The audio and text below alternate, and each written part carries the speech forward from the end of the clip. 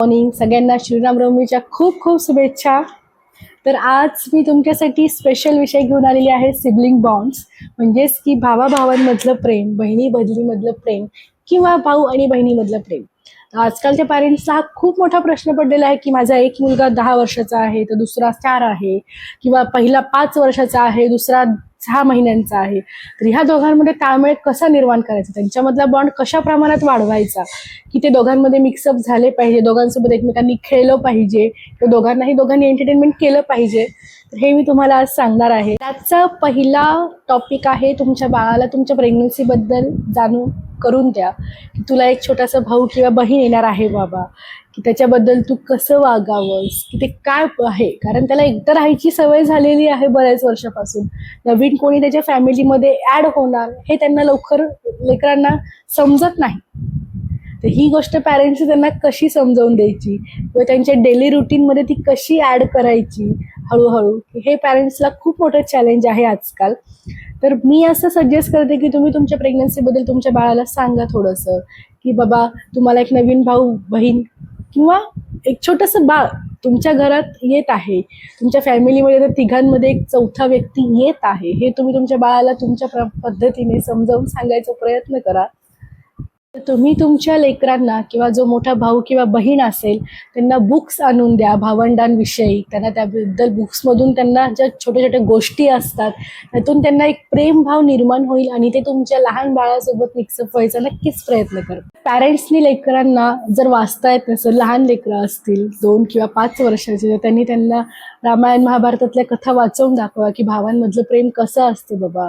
भाऊ हा प्रकार कन्सेप्टच लेकरांसाठी नवीन असतो, कारण ते एवढे वर्ष एकटे राहिलेले असतात. सो त्यांना भाऊ हा कन्सेप्ट दुसऱ्यांचा पाहिलेला असतो, पण जेव्हा स्वतःवरती वेळ येते तेव्हा ते लेकरांना पचवायला खूप जड जातं ही गोष्ट, की बाबा आपल्या व्यतिरिक्त तर आपले आई वडील दुसऱ्या लेकराचं लाड करतील, आपला करतात का नाही, हे प्रश्न त्यांच्या बॅक ऑफ द माइंड चाललेले असतात लेकरांच्या, पण ते बोलून दाखवत नाहीत. तर ते तुमच्या लेकरे तुमच्याकडे मनातून व्यक्त केले पाहिजेत की आई असं असं होतंय मला. लहान असतील तर नक्कीच करणार नाहीत, पण जे मोठे आहेत 2 वर्षाचे 4 वर्षाचे 5 6 किंवा 8 वर्षाचे लेकरं, ते जर तुमच्याशी थोडंसं तुम्ही पॅरेंट्सनी पण त्यांच्या कलेनी घेतलं तर खूपच चांगलं होईल असं मी तुम्हाला सांगू शकते. की जेव्हा तुमच्याकडे बेबी येतं, तुम्ही बेबीची शॉपिंग करता, तेव्हा तुम्ही तुमच्या मोठ्या मुलाला घेऊन जा की हे तुझ्या भावा किंवा बहिणीसाठी आपण ह्या वस्तू घेत आहोत, ही वस्तू घेतली तर आपण हे बाळाला घालू, ते बाळाला घालू. ह्या प्रकारे पण त्यांच्यामध्ये एक बॉन्ड तुम्ही बेबी बॉन्ड व्हायच्या आधीच तुम्ही निर्माण करू शकता, की नाही बाबा माझी बहीण येणार आहे त्यासाठी मी हा ड्रेस घेतो, हे शूज घेतो, ही कॅप घेतो, की नाही बाबा माझा भाऊ येणार आहे ही कॅप घेतो, हे ड्रेस घेतो, हा शर्ट घेतो, ही पॅन्ट घेतो किंवा ही टॉईज घेते. या गोष्टी जर तुम्ही त्यांना आधीपासूनच ह्याची सवय लावली किंवा तुमच्यासोबत शॉपिंगला नेलं लेकरांना, तर ते हळूहळू त्याच्यामध्ये ॲडजस्ट होऊ शकतं. लेकरांना मदर व्हिजिट करते बेबी गर्भाशयात असल्यावर, तेव्हा तुम्ही तुमच्या गायनाकडे किंवा ओबीकडे लेकरांना अपॉइंटमेंटच्या वेळेस घेऊन जा.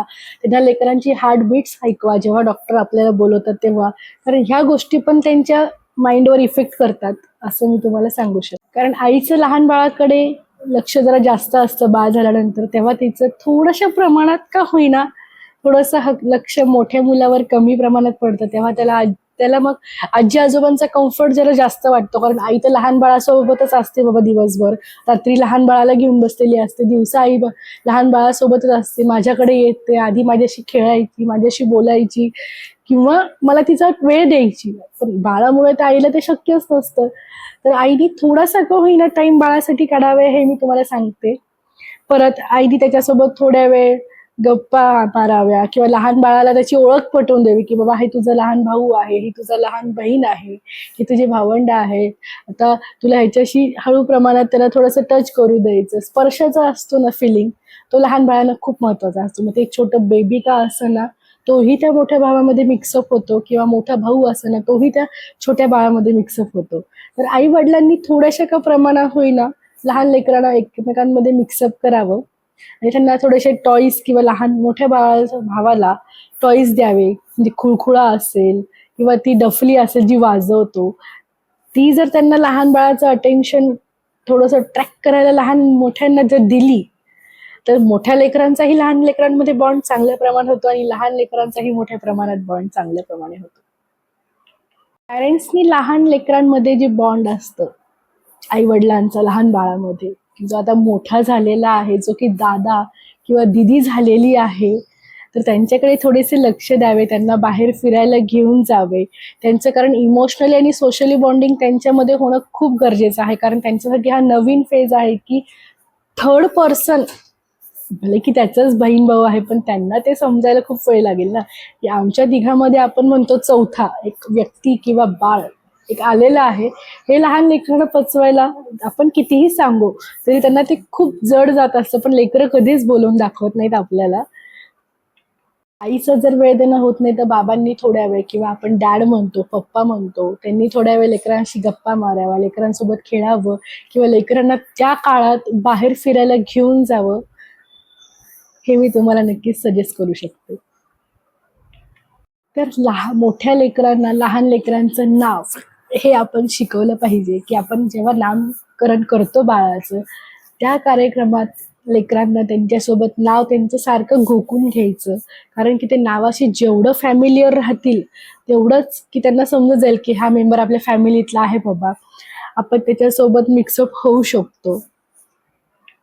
मोठ्या लेकरांना बेबी मध्ये पण इन्व्हॉल्व करू शकतात, जसे की बाळाची बॉटल देणं, डायपर देणं, वाईप्स देणं. या छोट्या छोट्या गोष्टी तुम्ही तुमच्या मोठ्या मुलाला सांगू शकता, की ह्यानी तो त्याच्यामध्ये इन्व्हॉल्व होत जाईल, की बाळाची काळजी घे बाबा, किंवा बाळाला झोका दे, किंवा तू बाळाला छोट्याशा प्रमाणात झोका देऊन त्याला अंगाई गा छोटीशी, तुला जी स्कूलमध्ये पोयम शिकवलेली आहे ती पोयम म्हणून दाखव, किंवा तुला काही येत असेल 1 2 3 4 ABCD, छोटं बेबी जर असेल 5 इयर्सचं तू ते सांग, किंवा मोठी ताई किंवा दिदी असेल तर त्याला अंगाई गाऊन दाखव, तुझ्या हातामध्ये घे, थोड्या वेळ खेळव. ठीक आहे, हातामध्ये घ्यायला तर तुम्हाला जर पॅरेंट्सला भीती वाटत असेल तर तुम्ही त्याला झोक्यात टाका, बाळाला झोका झोलवायला लावा मोठ्या भावाला, त्यांनी सुद्धा तुमचा बॉन्ड लेकरांचा एकमेकांमध्ये होऊ शकतो. की असे होते की पॅरेंट्स लहान लेकरांना बाळाला झोका द्यायला लावतात, बाळाशी खेळायला लावतात, पण तो टाइम त्यांचा खेळायचा असतो, तेव्हा ते थोडेसे कॉन्शियस होतात की बाबा मी हे का करू. ठीक आहे, माझा भाऊ आहे मला मान्य आहे, माझी बहीण आहे मला मान्य आहे, पण आता हा तर वेळ माझा खेळायचा आहे ना. हा टाइम पॅरेंट्सनी पण अंडरस्टँड केला पाहिजे, की लेकरांना तुम्ही बाहेर खेळायला घेऊन जा, गार्डनमध्ये न्या, किंवा वेगवेगळ्या स्पोर्ट्स मध्ये त्यांना इन्व्हॉल्व करा, मोठ्या भावांना बहिणींना. तुमचं बेबी जर 1 इयरचं झालं असेल तर त्यालाही त्याच्यासोबत घेऊन जा, की दाखवा बाबा हे बघ तुझा भाऊ बहीण आहे. लहान लेकरांना पण ती एक वेगळ्याच प्रकारची मजा असते. मोठ्या भावांनाही आनंद होतो की आपली लहान बहीण, आपला लहान भाऊ आपल्यासोबत आलेला आहे खेळायला, आपला गेम बघत आहे, आपण कसं खेळतो आपल्याला ऑब्झर्व करत आहे.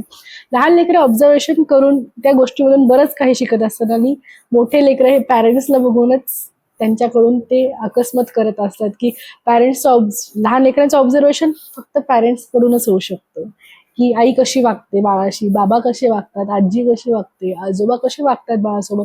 हे सगळं बघत बघत ही जी सायकल आहे ही सगळी बघतच मोठे लेकरं पण त्याच्यामध्ये ऍडजस्ट व्हायचा प्रयत्न. सगळ्यात मेन गोष्ट म्हणजे तुमच्या बाळाला विचारा की त्याला ह्या गोष्टी करायला खरंच आवडत आहे का. जर त्यांचं उत्तर असेल नाही तर त्यांना फोर्स नका करू, त्यांच्या कलेने ती गोष्ट घ्या, की नाही बाबा मला आता बाळासोबत खेळायची नाही इच्छा, तर ठीक आहे नको खेळूस. त्यांना फोर्स नका करू की नाही तुझा भाऊ आहे तू खेळलंच पाहिजे, तू मोठा आहेस त्याच्याकडे लक्ष दिलंच पाहिजे, तू हे आहेस तू अमका आहेस, हे असं तसं आहे, असं फोर्स तुम्ही करू नका पॅरेंट्सनी.